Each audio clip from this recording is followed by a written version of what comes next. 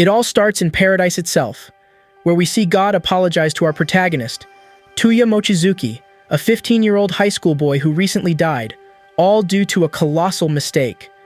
God admits to bearing the majority of the blame for the boy's death since he unleashed a lightning bolt into the mortal world. To make amends, God offers him the chance to reincarnate in a fantasy world and start anew, where he can use God's power to defeat monsters and demons to become the strongest hero ever. Moreover, God promises to give 9 girls as wives as if he could fulfill his desire. Touya, not one to hold a grudge, accepts the Almighty's proposal. Before the reincarnation takes place, Touya makes a few requests.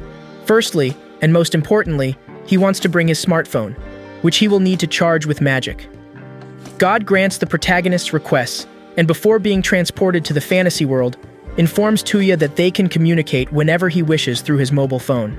Upon waking up, he finds himself in the new world, where he receives the first call from the Almighty, notifying him that he has set up the smartphone with everything necessary for the boy to navigate. His first concern in the new place is to obtain money, and on the way, he encounters an old man who owns a clothing store. The old man exchanges all his high school clothes for some money and a few garments. Thanks to this, the boy earns his first day's pay.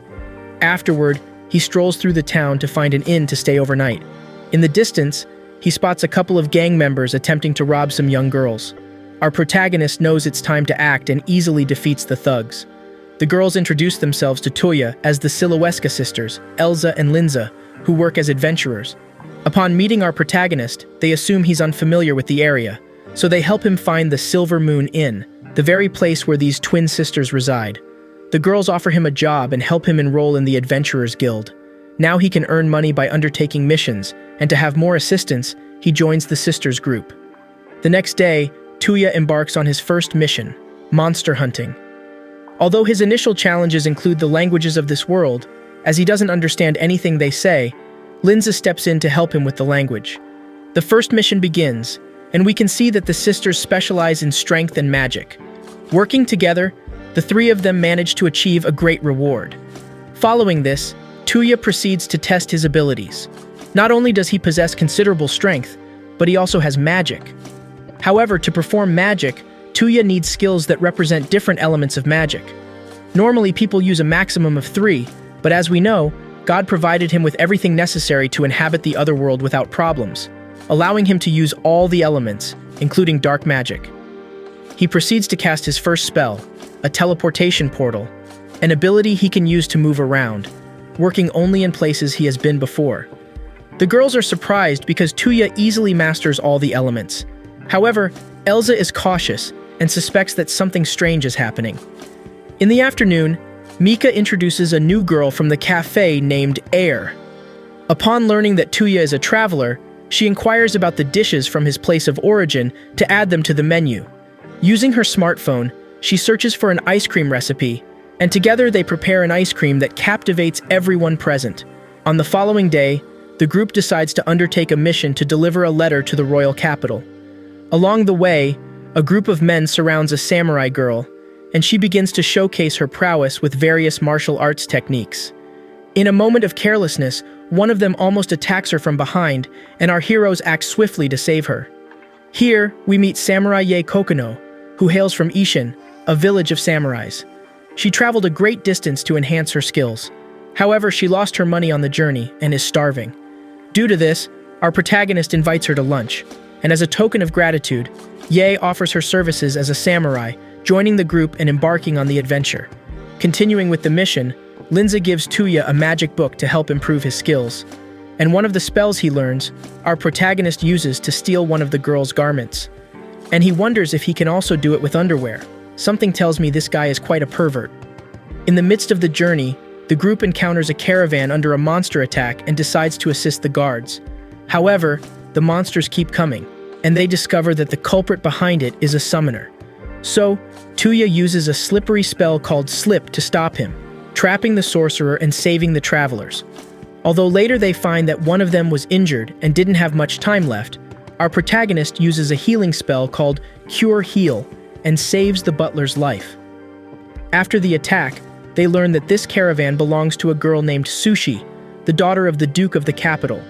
Besides that, she is also directly related to King Tristian. She is his niece. Grateful, she asks them to escort her to the capital. Upon arrival, they are received by Duke Alfred, who thanked them for saving his daughter. After this, he explains to Touya the reasons why Sushi traveled with little protection. She was on a quest to learn her grandfather's skills to cure her mother's disease, who had lost her vision a few years ago. Unfortunately, she was unsuccessful, but luckily she met our protagonist, who knew something about healing magic. He offers himself as a doctor and cures Sushi's mother, earning the loyalty and respect of Duke Alfred. As a reward, he gives them 40 platinum coins, valued at 40 million yen, and also provides them with nobility medals so they can travel without issues and pass through checkpoints. After all the emotional moments, they finally deliver the letter, and Ye decides to continue with our friends to continue her training. Our friends are in the heart of the royal capital, taking advantage of the time to do some sightseeing. In the midst of their visit, they come across a little vixen who is lost and doesn't know where her sister is. She's quite worried. Being the good-hearted protagonist, he helps her find her sister, and both girls are very grateful to him. It seems they will meet again. In the evening, the group gathers to return to the adventurer's village, but before that, Touya went to buy a coat that supposedly will protect him from magical attacks. However, all it does is make the girls feel attracted to him. Returning to the adventures, our protagonist decides to embark on the next mission with the girls.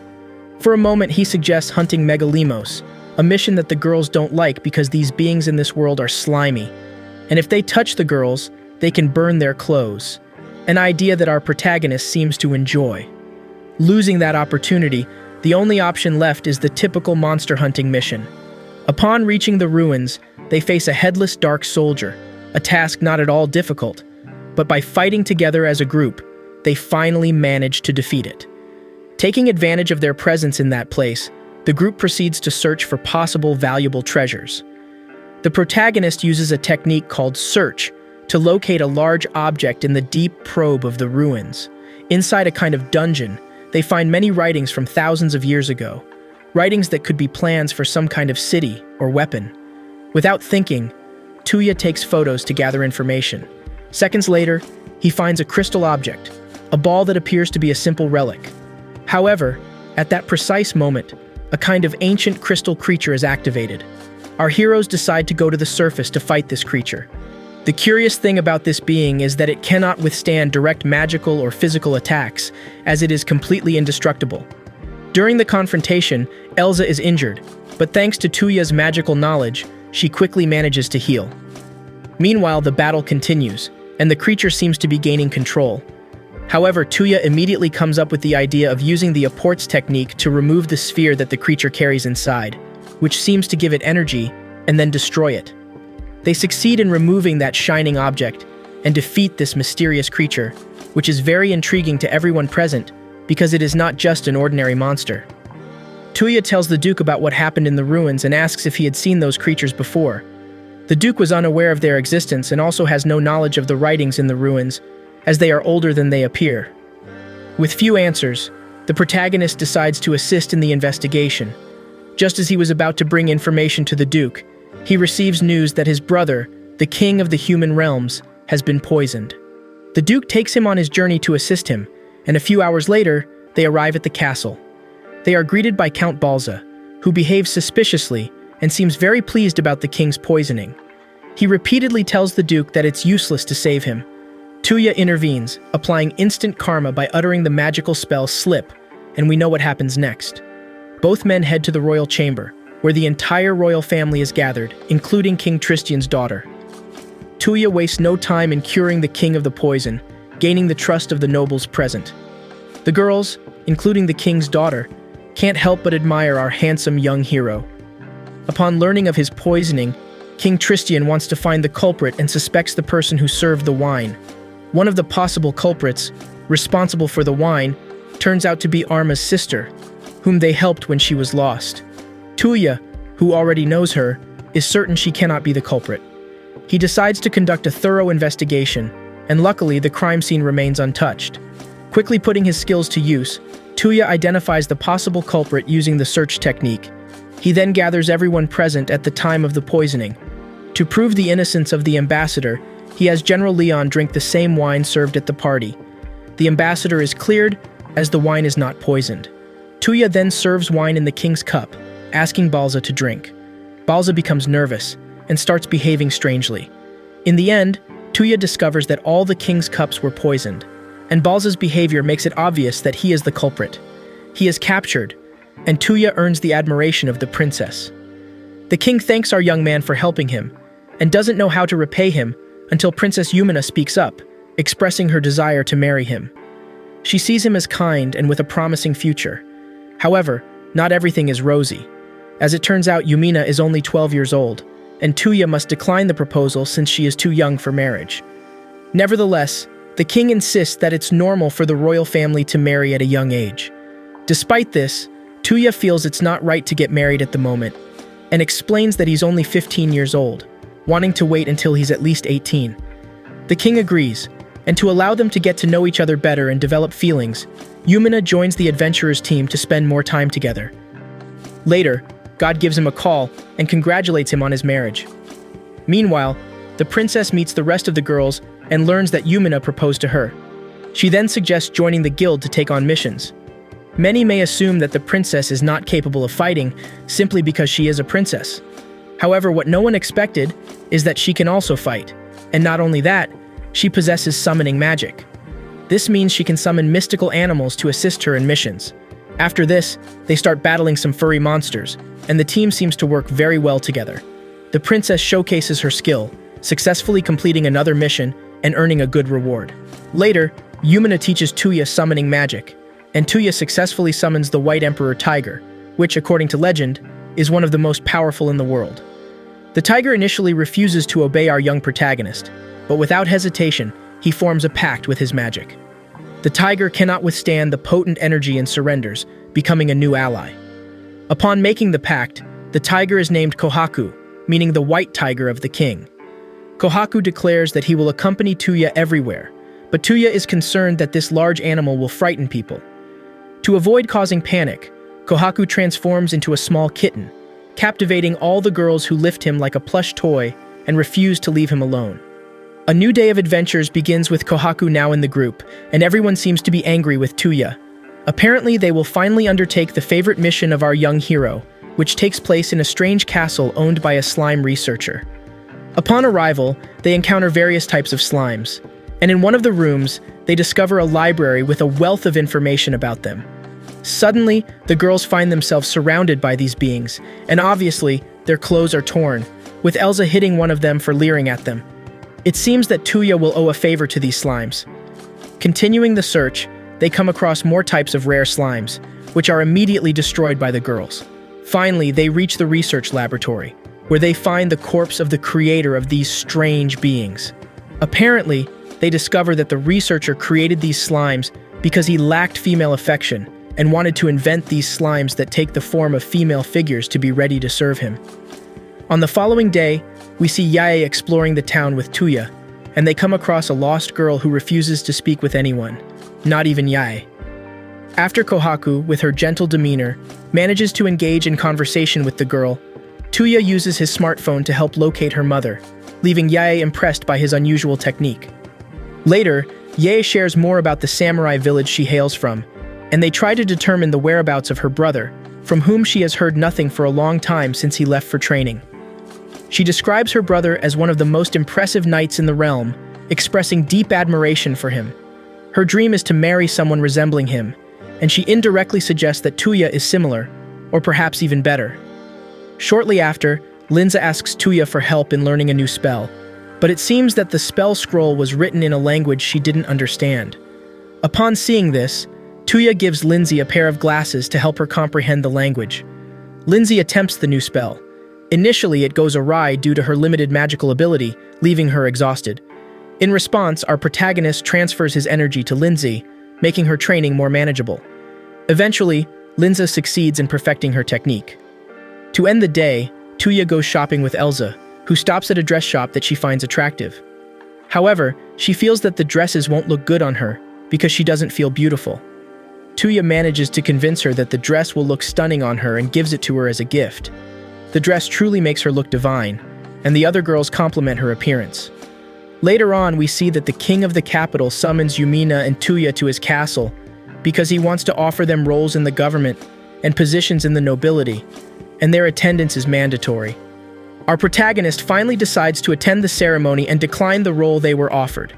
However, the king, seeing his humility, decides to give him a better gift, a mansion for him to live in with his daughter once they get married. Touya decides that he will live with all his girls in that mansion, even though initially, they didn't want to be with the protagonist because the home is supposed to be for the married couple. However, he considers them part of his family, and with some kind words, manages to convince them to stay, and Yumina also agrees to let the girls stay. Later, the princess decides to have a private conversation with them, and for some reason, they all end up blushing. On the other hand, in addition to the mansion, butlers and servants are also provided, who will attend to the group's every need. Minutes later, Duke Alfred appears with Sushi, who visits to congratulate them on the engagement. Additionally, the Duke imparts a highly important piece of information to Touya.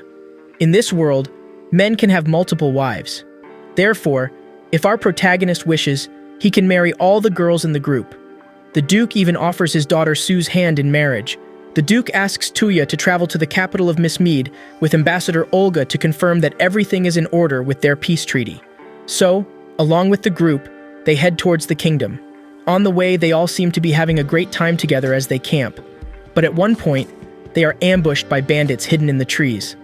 It would be difficult to face them all, but Touya shows us one of his new abilities with the mobile phone, the ranged strike.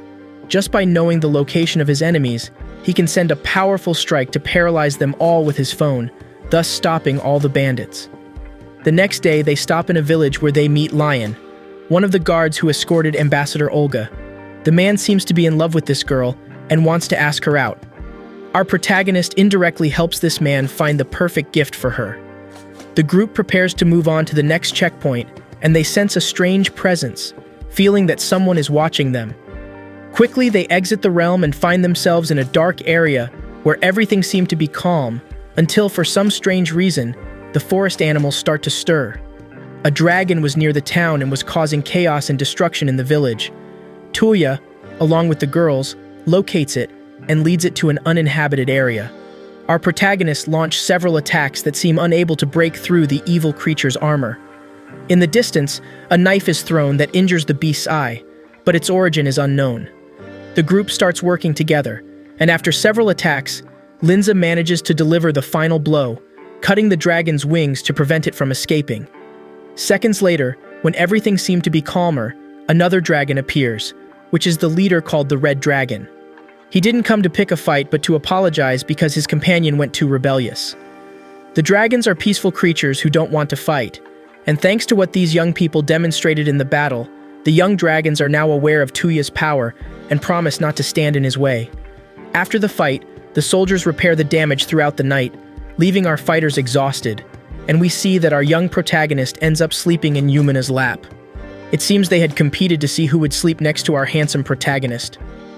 The townsfolk, in gratitude for having been saved, present him with a gift, the tooth of the dragon he defeated.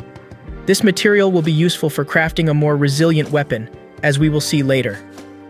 The next day, the group arrives at the royal capital of Miss Med, where they meet King Jamuka, a powerful man with the lower body of a tiger. Yumina quickly briefs him on everything that has transpired in the kingdom, highlighting the significance of the friendship pact between the two realms. The king receives a letter from the princess, but is immediately distracted by the presence of our protagonist, having heard rumors that he slew a dragon, and sensing that he possesses more power than meets the eye. Due to all this, the king challenges him to a duel, and both warriors head to the arena. The high nobles urge Touya to unleash his full power, as they have experienced a similar display of strength. The battle commences, and Touya uses only his power to make the king slip and quickly secures victory. The king requests a rematch, with the condition that Touya refrains from using that trick again. The second duel begins, revealing that this king is no ordinary tiger. He employs a fighting skill called Axel, which he has honed over several years to increase his speed. Although the battle becomes epic, our young hero effortlessly replicates the technique and wins the duel. The king of Miss Mead is amazed by Touya's skill and acknowledges that he has taught him a lesson in humility. In the evening, the group has a party where we see the girls wearing some beautiful dresses, and Touya takes a photo of them to keep as a memento. The king, surprised by the innovative technology, asks if Touya can create a portrait of him. Exhausted, our guy sits down to rest, and in the hallways a teddy bear appears that seems to be a bit cute. This bear is carried by a lady who has a rather gothic appearance named Lean, a fairy from the castle who is 600 years old. At first, this old fairy thinks she is superior to our protagonist due to her magical abilities, as she can control lifeless objects. However, as we know, Touya can replicate magic and performs the same spell, even better. That's why the old lady becomes interested in our guy, and tells him that he will be her apprentice from now on and will follow him for the rest of his life. On the next morning, Touya uses the dragon's fang to craft his ultimate weapon. He possesses the ability to create things he envisions, and with the materials at hand, he crafts a pistol and bullets. Later, he creates another set for the girls. As they stroll through the city, Touya once again senses the presence of spies, those who had been monitoring them during their journey. Swiftly, he sets a trap and captures them, revealing them to be Lapis and Cecil, spies from King Belfast, sent to keep an eye on the princess. They acknowledge their failure to remain in the shadows, but Touya turns a blind eye to spare them from trouble. He is relieved to know that the spies are on their side. Ultimately, a historic moment unfolds as both kingdoms come together to seal the peace pact and foster a strong friendship. Finally, they conclude their journey and return to their mansion, back at Touya's home. Touya continues with his experiments to recreate things from Earth in this world, such as the bicycle. This causes quite a stir, as everyone wants to try this experiment, to the point of competing to see who can ride faster, although there were also some accidents along the way. Alfred asks if he can build more bicycles, and Touya decides to go to the town center to buy the materials. On the way, he hears some thieves attacking a girl, and our protagonist intervenes to stop them from harming her, protecting her using his created weapon. The little girl reveals that she has no one to take care of her as she has no parents. Touya, seeing that she is hungry and without money, decides to offer her a job at his mansion as a maid. Later, we see that Lion is strolling through the city center with Olga, although it seems he lacks the courage to confess his feelings or even hold her hand. Our friends Yumina, Sushi, Arma, and even King Jamuka want to help him. The king also got wind of the news and went to snoop around out of boredom, disguising himself to avoid recognition as he roamed the town. Suddenly, some thieves were robbing a fruit stand, and the knight tries to confront them. Seeing that the thieves outnumber the young blonde, Touya and the Tiger King quickly decide to take on the wrongdoers, ruining the lovebirds' date. They ask Lion if he truly likes the ambassador, managing to make Olga overhear the love confession, and she agrees to be his girlfriend. Upon returning to the mansion, the butler informs Touya that he has visitors. Lean and Charlotte, who were conducting investigations, inquire about the crystal beast they faced a few months ago. Apparently, Lean is familiar with the creature called Phrase, which is extremely powerful and challenging to confront, capable of nearly destroying the world. The one that our protagonist faced was apparently the weakest of these creatures. It appears that there are even stronger creatures like that roaming outside, so the elderly fairy informs Touya that she will visit more often and also asks him for a huge favor, considering his countless abilities. Lean expresses her desire to travel to the realm of the samurais, specifically to Ye's hometown, the city of Ishin, as there are ruins there that she wants to investigate.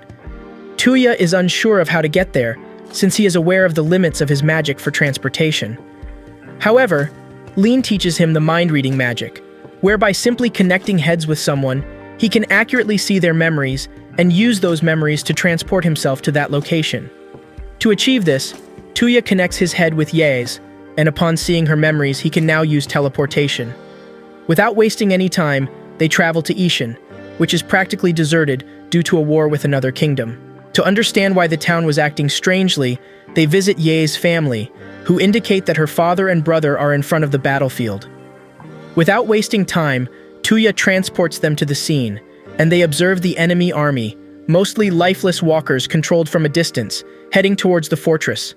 Our protagonist, along with his girls, heads to the stronghold where Yae's brother Jutaru is located. They attempt to help him but notice that they are completely surrounded by the creatures.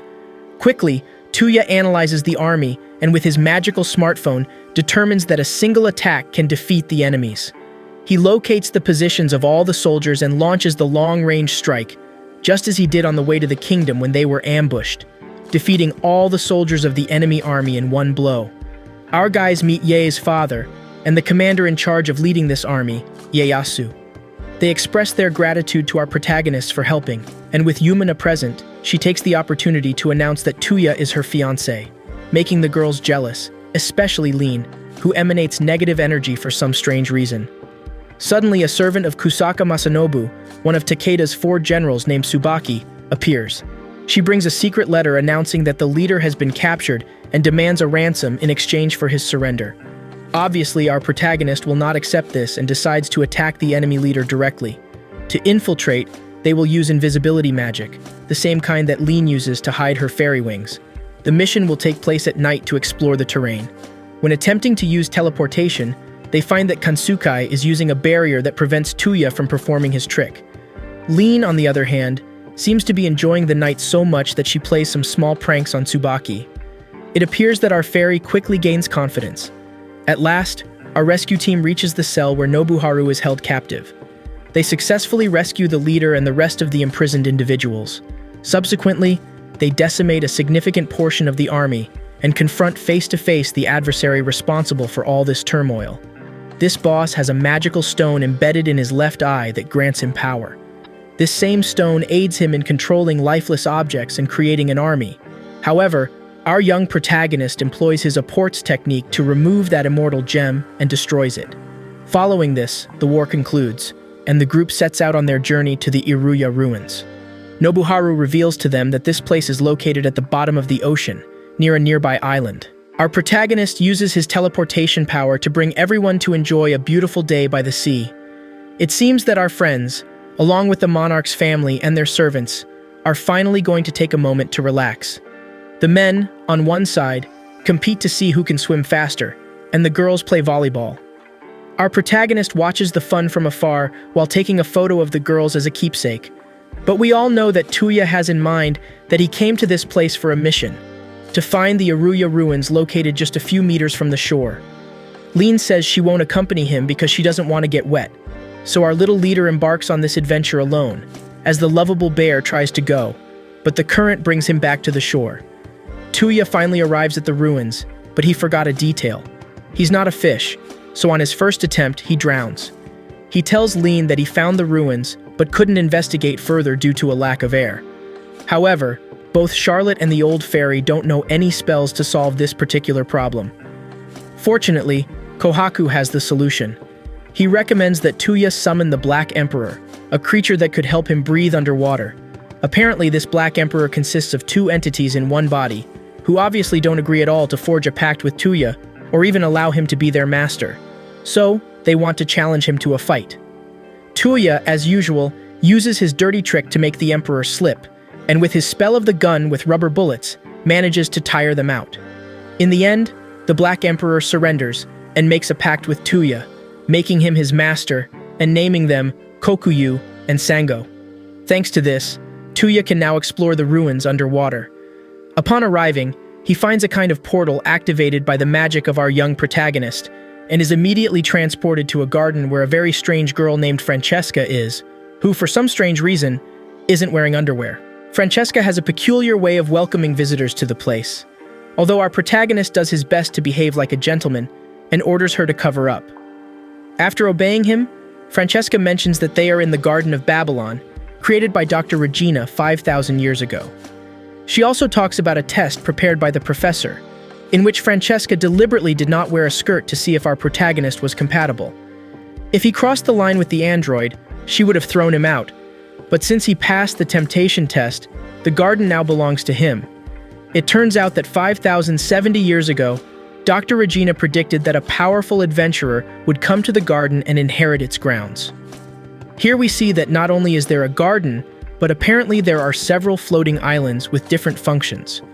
In this case, this garden is designed as a medical area, featuring medicinal plants and laboratories to cure all ailments. Touya decides to go and fetch the girls so they can come and explore this strange place. Upon arriving at the garden, The only question the girls ask Touya is how he met Francesca. She introduces herself as his wife, which obviously infuriates all of our young man's admirers, who immediately scold him. After this, the girls gather for an emergency meeting, where Yumina seems to remind them of the conversation they had when moving to the mansion. On that day, Yumina asked the girls if they liked Touya, and they nervously affirmed it. Knowing that in this world men can have many wives, Yumina offers them the option to be his wives as well. Initially, they try to evade their feelings, although they ask for time to decide what to do and to tell him in person. Back in the garden, Touya talks to Francesca, who tells him about the different floating islands, but mentions that she doesn't have access to those places and doesn't know where they are. There's one last thing for Touya to be the leader of the Babylon Garden. He needs to register it. To accomplish this, Francesca kisses him, and now Touya has complete control of the Babylon Garden. By the way, there was another method to register it, but that was quite explicit. Finally, the registration is successfully completed, but this doesn't seem to please the girls, especially Linza, who goes straight to scold Touya. Unexpectedly, she declares her feelings, saying that she also wants to be his wife and kisses him. After everything that happened in the Babylon Garden, Touya introduces Francesca to the mansion as just another maid. Although he still has things to sort out with Yumina, who is upset because she wanted to be the one to give Touya his first kiss, and two other girls beat her to it. To appease Yumina's anger, Touya hugs her and also kisses her. Unlike the other two girls who forced kisses on him, this was the first kiss that Touya gave out of love. Then Linza appears, who is using the invisibility trick, and asks Touya if he will accept being her husband. He responds affirmatively, as long as both girls are agreeable, and the girls happily go to their rooms. The next morning, Elsa and Ye wake up Touya, angry because they want to have a fight with him. He tells them that if they win, they can ask him for something. They want him to listen to their marriage proposal, but the only way they can think of to convince him is to defeat him in a duel. Ye attacks first, and Elsa joins in. Touya, however, dodges the blows and shoots rubber bullets at Ye. He then attacks Elsa, knocking her to the ground. When he is about to shoot, Touya realizes that his gun is out of bullets, and in a moment of carelessness, he is easily attacked and defeated. They win quickly. In the end, the girls ask him if he could also accept them as his wives, and after the confession, our young man asks them to please give him some time to think about what to do with all of them. After all, Touya returns to the Babylon Gardens, where Francesca had a message recorded by Dr. Regina for him. We can observe that the doctor is also as perverted as her creation, and it is evident that for 5,000 years, she worked on machines to defeat the Phrase. In the end, Babylon turned out to be a stronghold to overcome the Phrase, and the doctor, aside from being intelligent, had the ability to see the future. She knew that Touya would find her gardens, so she recorded these messages to warn him that a great evil is approaching. However, thanks to this message, they know that everything will be fine. After watching the message, our protagonist must make a decision about his lovers. For that, he returns to God, who is watching everything happening in the world. Unfortunately, he has no advice to give, but just then, the goddess of love appears. She says to only follow his heart and make the decision that makes everyone happy. If he likes all of them, and they are also in love, it wouldn't be selfish to choose them all. Touya returns to the land and gathers the 4 girls in the room, only to tell them that he won't marry any of them. Since he's still 15 years old, he wants them to respect the rules of his land and wait until he turns 18 to get married. The girls obviously accept their beloved's decision and become his fiancées. On the other side of the window, Francesca, Lean, and Charlotte were watching. The android reveals that according to Regina's future prediction, Touya will marry all 4 of them, but he will also have 5 more wives, making a total of 9. We see Touya going to the center to buy engagement rings for each of the girls, and on the way, he meets a somewhat strange boy named Endy, who seems to be a foreigner and turns out to be quite friendly but hides something peculiar. The next day, Touya and his group of women, each wearing their respective engagement rings, undertaking a monster hunting mission that they easily manage to complete by defeating these fearsome rocky monsters. As a reward, they rise to become first-class adventurers. Following this, our guy reunites with Lean, who announces her intention to search for the circles that transport to the islands of Babylon so that our protagonist can acquire the ancestral knowledge from Regina's books and the technology developed by this teacher. However, it seems that Touya was not very enthusiastic about that matter. Suddenly, our protagonist receives a call from God, who gathers him to find out how his life as a boyfriend with his girls is going. By his side is the goddess of love, who is even more excited than Touya for having placed the engagement rings on them. She tells him to prepare because from now on, his life will be filled with love. The girls, on the other hand, are happy that Touya has taken them as wives, and they emphasize how much he strives to keep them happy, because in a marriage, everyone should make each other happy. So each one will try to make their guy happy, each in their own way, starting with Ye. She visits her village with her fiancé, trying to provide him with some emotional support since he is constantly working. She asks if they can walk hand in hand, and our protagonist, being a true gentleman, accepts without any problems. Later, we see that he visits the king with Yumina, who wants to know how the relationship between these guys is going. The guys seem to be in no hurry, although the king is eager to see his grandchildren. This annoys Yumina, who hits her father to put him in his place. Seconds later, Sushi appears and congratulates the couple on their official engagement. She also gazes at Touya with eyes as if she too is hoping that our guy will want to make her his wife. After her visit to the kingdom, she goes to see some friends. Apparently her schedule is quite tight. They share that they are facing financial problems because they no longer have as many clients as before. So our protagonist, realizing that the city is not interesting enough to attract tourists, decides to create some hot springs. Immediately, it becomes a total success, and everyone attends the grand opening of this innovative marvel for the town. In the midst of the relaxing bath, Lean appears, excitedly announcing that she has just discovered a Babylon ruin. Without time to waste, the group heads towards the desert where the ruins are located. Before departing, they notice a flying creature known as Phrase chasing a group of people. Without hesitation, the group rushes to confront it. Unfortunately, they lack sufficient strength to defeat it, especially when it's airborne. Touya believes facing it would be a life-threatening situation. Suddenly, the same white-haired boy we met at the end of the previous season, named Endi, appears. He effortlessly defeats the flying creature, not only appearing to conceal something strange, but also proving to be stronger than Touya. It seems he is familiar with Phrase, and without wasting time, he departs, leaving our protagonist with many questions. The group immediately tends to the people, who turn out to be adventurers that rescued individuals turned into slaves. It turns out they wear collars containing all the data of those individuals, allowing them to track their location. Removing the collars is difficult and can cause tremendous pain. Without hesitation, our protagonist uses their abilities to remove the collars, enabling these people to rebuild their lives. Finally, they take all these good-hearted individuals to live in the mansion until they can settle down. On the other hand, Lean is curious and wants to know more about Touya's strange new friend. He tells her that he only helped him register at the guild so that he could earn some money. As a token of gratitude, Ende gave him a coin that, according to Francesca, dates back 5,000 years. This raises doubts for Lean, who wonders why this young man has such a coin, how he knows so much about the Fraz, and she also noticed that he wears a scarf despite the heat. Perhaps not relevant, but it caught her attention nonetheless. In conclusion, our group finds this young man very peculiar and won't just stand idly by without figuring out what he's up to. At this point, our protagonist doesn't really know how they will be able to defeat these creatures in case of an invasion. Until Francesca reveals that on the Babylon Islands, there is a warehouse where the so-called key weapons are stored. These are pilotable humanoids created by Dr. Regina, designed to be used in defeating these creatures. This excites Touya, who is eager to find the island with the warehouse this time. They finally reach the ruins, where Touya activates the portal and is transported to the next island where an android girl named Rosetta is located. Similar to Francesca, she sets a cheeky challenge for Touya. He must guess the color of her underwear without moving from his spot.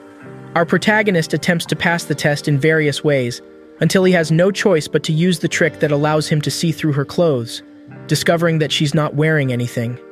Eventually, he manages to pass the test. Rosetta kisses him, and he becomes the owner of Babylon's workshop.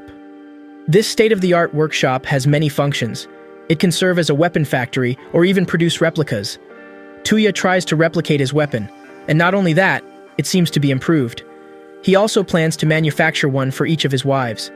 Touya mentions that Francesca had mentioned that they created something in that place to fight against the Fraz. and Rosetta responds that she herself helped the professor build those key weapons. They need to obtain the blueprints to start manufacturing these humanoids, but they might be in the warehouse along with the stored robots. Returning to business, we see that Touya creates a cafe where people can read some books while having coffee, all with the aim of providing employment to recently liberated slaves, and everything seems to be going wonderfully. One of the rescuers, the smallest of the group, mentions that his grandfather mastered a never-before-seen magic technique called gravity. He also points out that he doesn't know how to use it as he lacks aptitude for magic. In the afternoon, Touya embarks on a monster hunting mission with Yumina, a perfect opportunity to test their skills and potentially rank up. As they are about to register to battle the gigantic crab, the guild receptionist asks Touya if he could add a book to their library. This book is called The Order of the Rose, and apparently is very popular among the women in the town. They then proceed on the mission, and Yumina uses her weapon to break the monster's stance. With the gravity magic just learned from the boy, our protagonist delivers a single blow to defeat it. They immediately return to the guild, where Yumina finally succeeds in ranking up to be on the same level as the rest of the girls. Our protagonist takes the opportunity to ask the receptionist if she could make a list of recommended books to order the most popular ones and place them in his library. The list turns out to be extensive, and Touya also doesn't know where to get those books. However, Yumina points out that a friend of hers, a princess, is the author of several of those books and that they are probably sold in her kingdom. They definitely travel to that kingdom and buy all the books, until suddenly a young lady appears who is interested in one of the books Touya bought. She asks our protagonist to give it to her since it's the last one in the collection. Our guy decides to make a copy for the girl and make everyone happy. It is at this point that Yumina reveals that this girl is the princess of the city and the author of the books. Finally, in the city library, all the girls are excited about the number of books to read, and at the same time, the hot springs seem to be a success that is recommended by word of mouth. So everything seems to be going more than well for our young entrepreneur and the most sought-after man in the city. Later, Touya has a date with Elsa, to whom he gives a dress that fits her very well, and they end up looking very much in love. Everything seems to end very well in this chapter. Nothing could go wrong. Well, actually, this episode doesn't end so well. Linza brings him a book that is becoming popular and seems to have been released a few days ago. The author is Yumina's known princess, and it seems she has written a book inspired by our dear Touya, who ends up infuriated. Now we can say that this episode ends as it should. The next day, Touya continues to receive more book orders from the Regulus Empire and heads there. Upon arrival, he finds himself in the midst of a revolution. The empire is under attack by a group of rebels seeking to overthrow the government. Our protagonist assists a young soldier, healing him and leaving him in a safe place. Touya then asks the soldier to rescue the royal family trapped in the castle. Touya reaches the castle and learns that a girl is in danger. Fortunately, he manages to save her, discovering that she is Princess Lucia of the Empire. She becomes nervous upon seeing him, as she has never had contact with men other than those in her family. The young princess, along with the security guard, requests Touya's help in rescuing the king and the prince, who may be in the royal chamber. Upon arrival, they find the king injured and discover that the leader of the revolution is the army general, who orchestrated everything to seize control of the city. Just when it seemed that this general would face justice, a surprise unfolds. He possesses two bracelets, one to control a demon and another to evade magical and physical attacks, as well as absorb all magical power. Despite the considerable disadvantage, Touya decides to retreat temporarily to devise a plan. Before leaving, he takes the opportunity to humiliate the villain a bit. With the king and the princess already safe, Touya is left with the task of rescuing the prince, who turns out to be the same young soldier he had rescued and kept safe during the revolution. Touya will need all the help he can get to stop this revolution. Our warriors are about to march towards Regulus, but before they set out, they prepare some things for the attack. In the meantime, Touya has a conversation with Rose, who confesses that some of the doctor's inventions fell on one of Babylon's islands due to the negligence of the person in charge. One of these objects happens to be the bracelets of the revolutionary general. Rose makes it clear that Touya will face several soldiers with magical artifacts later on. After this conversation, our young hero and the girls initiate their attack plan. The girls take care of the revolutionaries, while Touya must deal with the demon general, who attacks our young hero with all his fury. However, Touya manages to dodge all the attacks and tries to deliver the finishing blow using the same technique he used on the crab. The gravity technique increases the weight of the sword, and he finally defeats the demon, burying it in the ground. They succeeded in defeating the soldiers and the demon. Now, all that's left is to defeat the general with a rather disgusting plan, as causing harm would be futile. Touya encloses him in a crystal cube with some dead slimes that emit a disgusting odor. This is how he defeats the leader of the rebels. The king announces that they have reclaimed the city, rescued the prince who is safe and sound, and as expected, Lucia falls in love with Touya, even though he smells bad. The next morning, after everything that had happened, the king wants to reward Touya and also offers his daughter Lucia to him so that they can forge a stronger alliance. This idea pleases Lucia, and Yumina seems to be in agreement as she gives Touya permission to accept a new wife. Since all parties are in agreement, as expected, Lucia becomes Touya's fifth fiancée. This guy seems to not react to what is happening in his life, although now that he is engaged to two princesses, he needs to have a better social status. So both kings give him land on the border of both empires for him to rule, thus becoming a king. Our lad became the monarch right away, so he starts working on the preparations for his new realm, beginning with the castle. Rose has everything ready to start construction using the technology from her workshop, but the downside is that they'll need to gather all the necessary materials. It took only 3 days to build this beauty. The girls and Touya are fascinated by how everything turned out. Soon they receive a visit from Lean, who is impressed that he has become the king, and brings the news that she will become the ambassador of her kingdom. Initially, she was going to be the ambassador for the King of Belfast, but she prefers to be with our protagonist in Brunhild. Later on, Touya builds a portal to take him directly to his mansion, which he tests. And seconds later, Renee gives Touya a letter from the king. The king visits him with an emperor named Rigric Refreeze, who acknowledges that our young man has become famous worldwide, seen as a powerful adventurer. This bald gentleman gets straight to the point. He wants to establish a friendly relationship between both kingdoms and also mentions that he would ask him to marry his daughter. However, as you know, things aren't going well between these youngsters. To seal the peace pact, they ask Touya to organize a party in Brunhild to welcome all the allied kings. While Touya organizes preparations to receive the kings, another unexpected visitor arrives. Tsubaki presents herself, offering her services to serve in this new kingdom, as her people faced problems due to poor political decisions, leading to their departure. However, in Brunhild, assistance in terms of security wouldn't go amiss, as Touya will practically need all the help possible to establish a serious realm and populate the area. Our young leader has a lot of work to do to build a functional city for habitation, and all of this is a bit stressful. To alleviate the pressure, Lucia prepares a delicious lunch for him and seeks to spend time together, since they haven't been able to share much since he entered her life. The day to receive the visitors arrives, and the kings seem to be enjoying a calm and relaxed evening with friends. This appears to be the beginning of years of peace and prosperity for these nations. To conclude the evening, Touya arranges a fireworks display that concludes at a perfect moment. He takes the opportunity to tell Lucia that she's doing a great job as a wife, while holding her hand and presenting her with an engagement ring. A few days later, our group discovers a new Babylon ruins in a snowy area.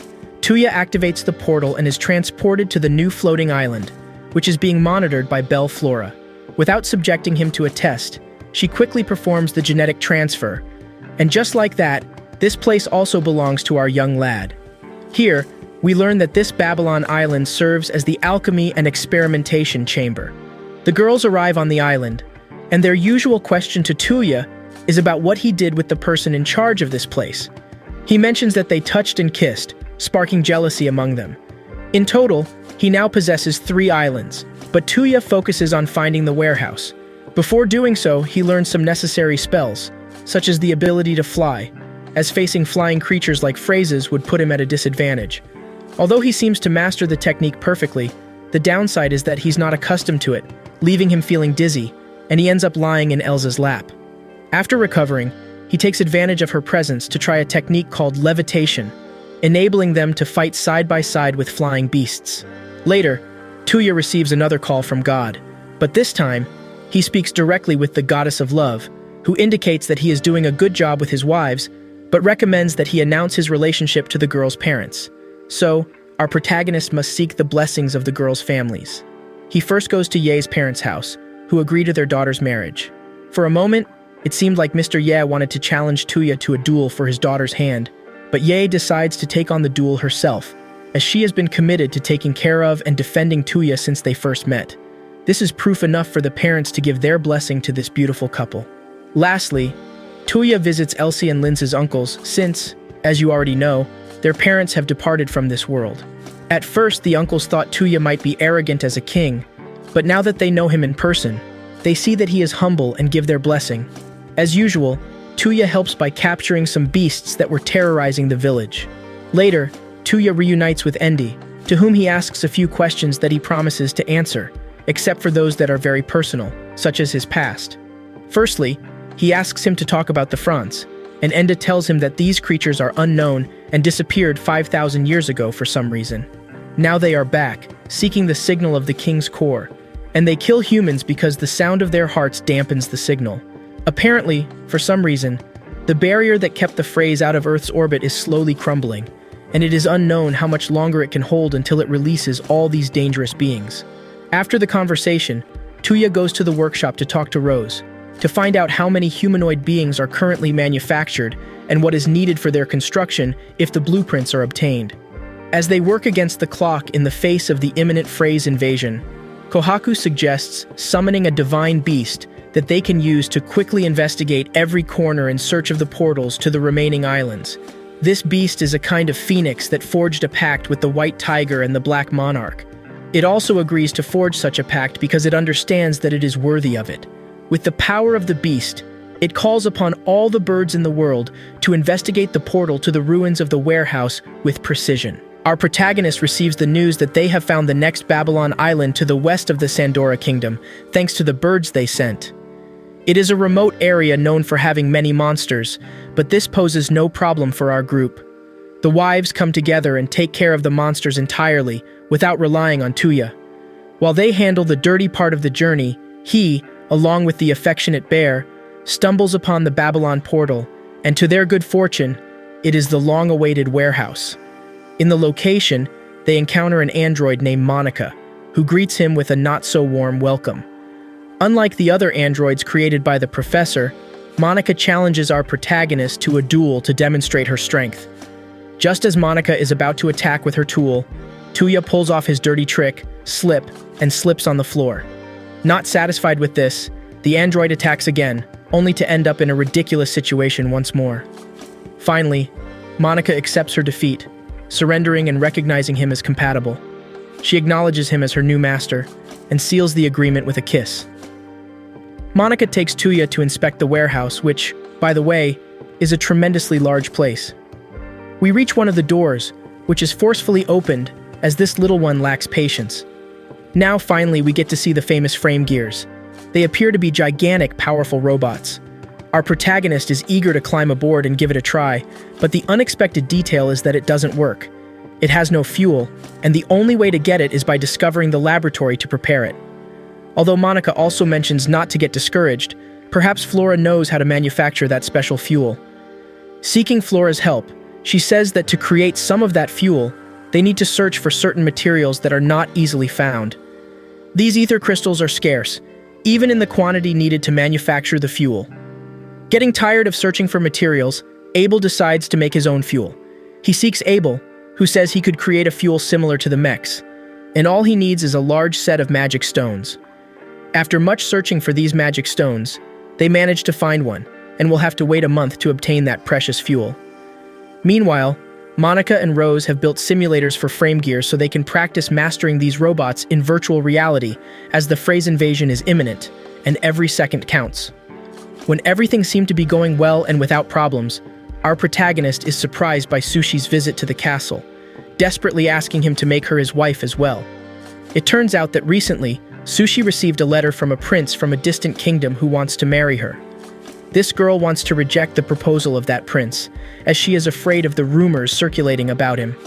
They say he is a complete scoundrel who likes to mistreat women, and it is for this reason that Sushi begs Touya to make her one of his wives, so that the Duke does not have the obligation to hand his daughter over to that unpleasant prince. Upon seeing that this girl is scared and sad, Touya decides to take action, but first, he must consult on how to handle this matter, as it could bring conflicts between nations. That same afternoon, our young man is gathered with the Duke, and this young man, who reveals himself to be the second prince of the Linhea kingdom, Cloud, arrives at the castle. He came as a representative of his brother to sign the marriage papers. In this case, Touya says that the marriage will not be accepted as Sushi is now engaged to him. This young representative, upon learning that it was Touya who was present in the room, bows to his feet, as apparently his fame is reaching different kingdoms. Cloud begs him to save his mother, who is a prisoner because of the Prime Minister. This reveals that everything in his kingdom is in chaos. It turns out that the second prince is hated by his entire family because he is the son of the king and a castle servant. This causes him to not be treated as an heir to the throne in the kingdom. The Prime Minister is controlling the king along with the queen, and they are looking to quickly marry off the first prince to dethrone the king. Touya, upon seeing that the kingdom is suffering from significant corruption, decides to act immediately. The plan is to save the mother of the second prince and accuse the first prince, the minister, and the queen of corruption. Touya, along with Kohaku, Yae, Elze, and Cloud, quickly head to the corrupt kingdom using teleportation. To enter the castle and infiltrate without being noticed, they must go unnoticed, so Touya uses the invisibility trick. There, they meet the first prince, who, at first glance, can be seen to have slaves, one of whom wears one of the collars seen in the desert. The prince reproaches Cloud for not bringing Princess Sushi. It turns out that the main plan was to kidnap her and turn her into a slave, to manipulate our protagonist's kingdom and start wars. At night, the group decides to rescue Cloud's mother, who is held in a tower guarded by several soldiers. Without any issues, they use magic through their smartphone, activating Paralyze and incapacitating all the guards in one blow. They successfully liberate the mother unharmed, leave her in a secure location, and now they must defeat the Prime Minister behind all of this. Touya sneaks in, using his invisibility trick, and overhears the minister being upset upon learning that Cloud's mother has escaped. In the room, the prince, the queen, and the minister are gathered, planning to persuade the king to pass on his mandate to the prince and to kidnap Cloud. However, an unexpected revelation awaits. It turns out that the first prince is not the king's son. He is actually the son of the queen and the prime minister. His intention is to seize power, which is why Cloud's mother was held captive. Thus, Cloud is the only direct son and heir to the throne. Fortunately, Touya recorded this revelation with his smartphone and shows it to the group. The king is already aware of the situation, and armed with the evidence on the day of the coronation, he announces that his second son will be his successor. Those seeking to overthrow the reign are shocked by the decision and attempt to challenge it, arguing that the monarchy's laws dictate the first son should be the successor. Touya quickly presents the recorded proof, and they will face punishment as determined by the new king. Ultimately, the kingdom of Linhea joins the Alliance of the Realms, and with everything settled in this place, Touya wants to focus on the matter of the frame gears. But before that, Sushi expresses gratitude to Touya for his help, and joyfully becomes his sixth wife. Witnessing her happiness, Touya decides to accept her with a warm embrace. A new day begins in the Touya universe, where we can see that our lads are celebrating as Lion and Olga have decided to take the next step by sealing their love through marriage. This makes the girls eager to get married as soon as possible, and Touya still can't quite grasp that he will have 6 wives for the time being. The girls suggest to Touya to have a date since he has been very busy lately, but before going out, they play rock, paper, scissors to organize the times he will spend with each of them. Throughout the day, our protagonist spends time with his girls shopping, eating desserts, and at one point, some gangsters tried to rob him. It seems like not a good decision for them to mess with Touya and his women, especially with the girls who quickly dealt with these criminals in just an instant. Finally, it was a beautiful day for this group, although clumsily Touya forgot to include Sushi, who jealously demands a date with her alone. The next day, fulfilling Sue's request, they do the same activities he did the day before with the rest of his beloved ones. And now, finally, he manages to make each of his girls happy. To complete these days as a committed future husband, he receives great news. They have finally extracted the liquid ether, and it is ready for a test phase. Touya decides that Yae will be the first to try the frame gear, and when it's finally Elza's turn, the eager Elza jumps ahead and starts using the robot, which doesn't have much fuel. On the other hand, Rosetta crafts a sword made with Frey's crystal material, and plans to continue creating more weapons forged with these powerful materials.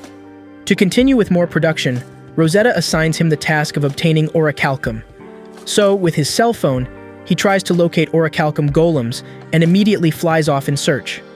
On his way, he finds that a village is being attacked by a pack of Freys, and the soldiers can no longer handle them.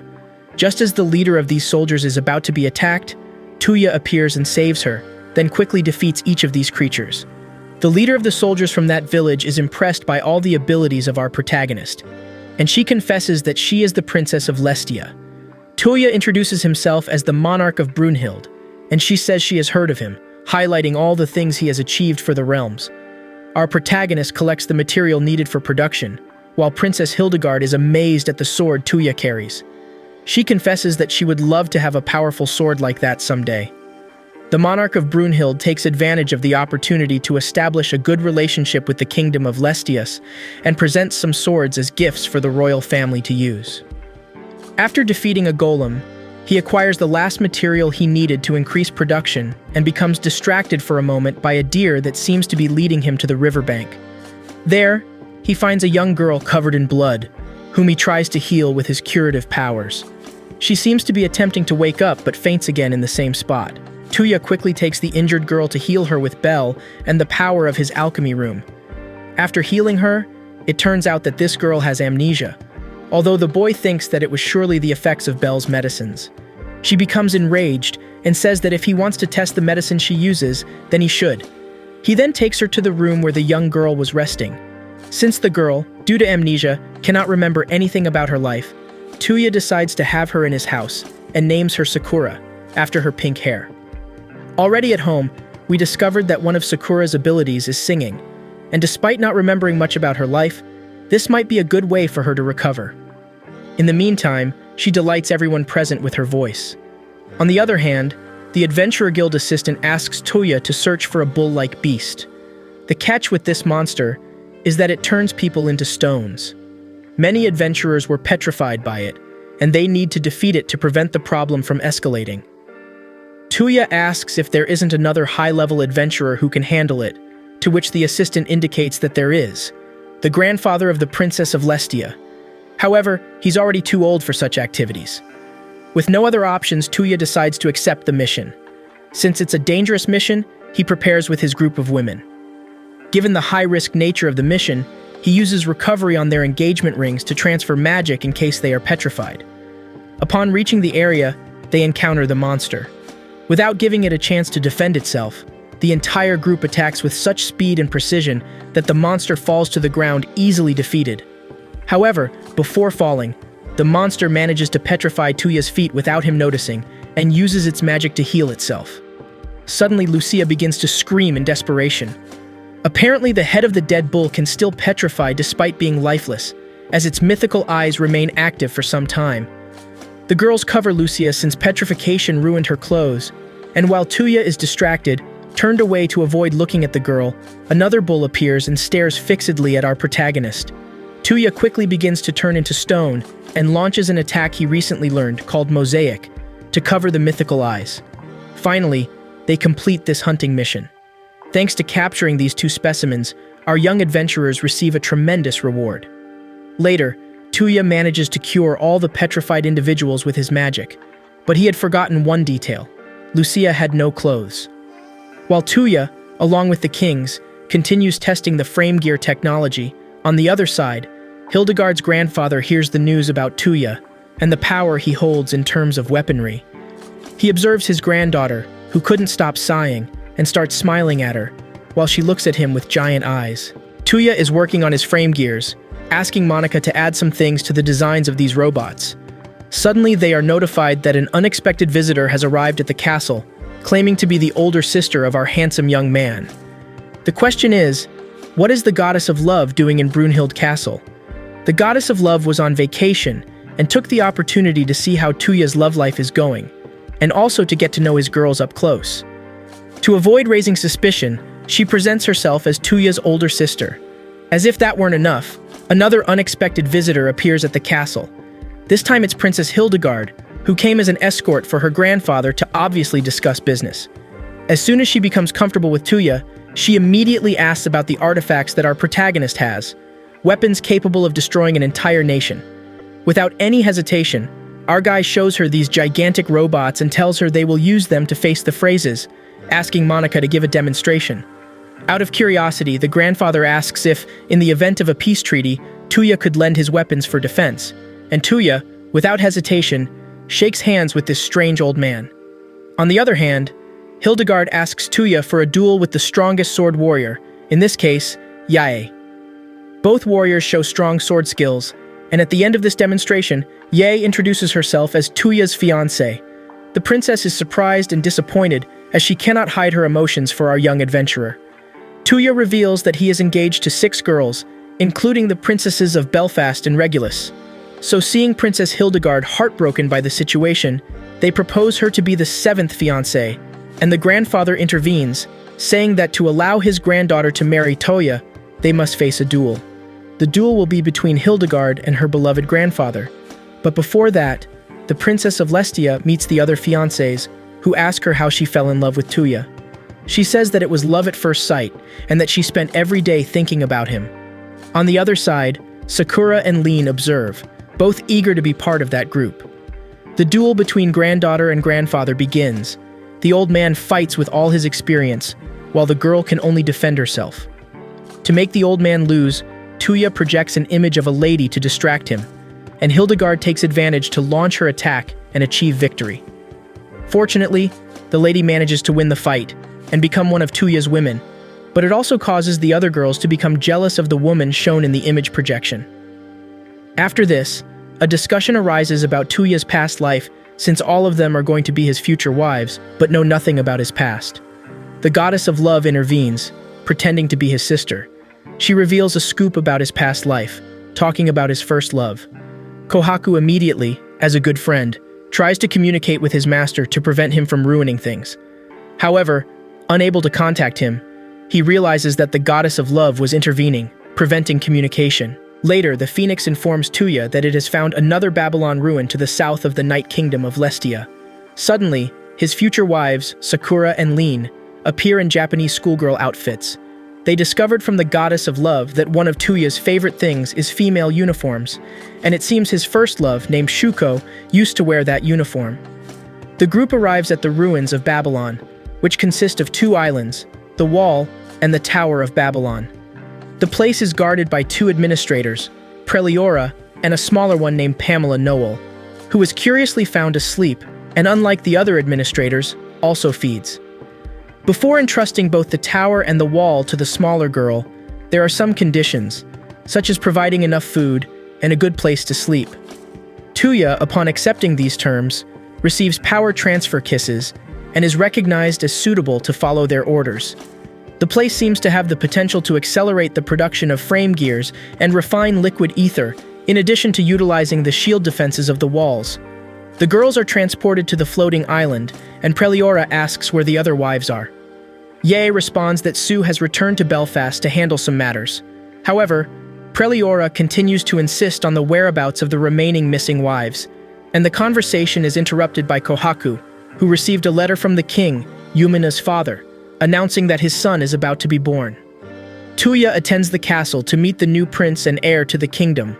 The Grand Ruler asks our protagonist if he can give the child a name. The boy is named Yamato Ernest Belfast. The girls were impressed by the news, but what excites them the most is thinking about how their children with Touya will be. The administrators who were in the bathrooms went to tell our protagonist everything that was discussed in the bathrooms. They also reveal that Regina had mentioned to them that she would have children with her 9 wives. They confess that the only one aware of the situation is Lin, and Touya asks them not to tell anyone else, as the situation could worsen if someone else found out. However, they have already started to volunteer to be the next chosen wives. While Touya was discussing this, his future wives appear. With eager looks and much insistence, they find out that there are 2 more women missing on the list of future wives. In the evening, they hold a meeting with all the girls and tell Touya that punishing him makes no sense since 2 more women won't change anything. However, they are upset because he hid this information from them and declare him guilty. As punishment, they decide that Touya must kiss each of them. But first, they must attend the celebration of Yamato's birth. Apparently, our protagonist is happy to see that everything in the kingdom is going well, and that he will be very happy in the future with his wives. Yumina is carried away by the moment of happiness and kisses him.